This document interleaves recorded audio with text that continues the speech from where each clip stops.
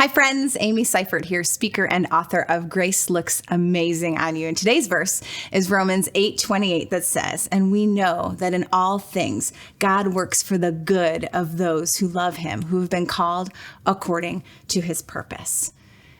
When we got the call, it wasn't good.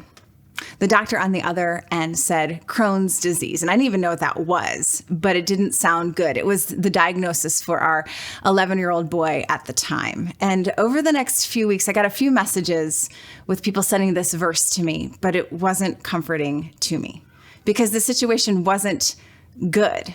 I needed to let the sad thing be sad. And my dear friends sat with me in the sadness and the suffering. And it reminded me of Dallas Willard, who says, God is always where the suffering is.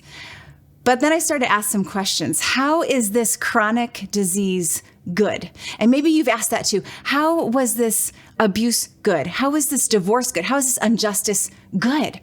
Well, it's not. And God doesn't say that in this verse. He says he will work for our good in all things. It's even what Joseph said at the end of Genesis to his brothers. And if God really is who he says he is, and if he really did defeat death and rise from the grave, then he can take anything that is terrible and he can redeem it.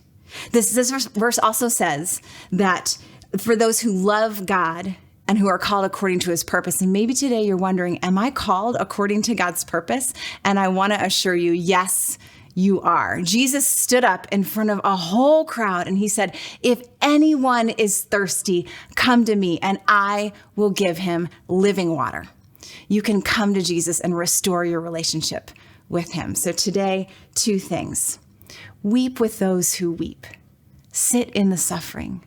Don't be afraid of the suffering and be there in the dark with your friends. And to take heart. All things are not good, but we have a good God in all things.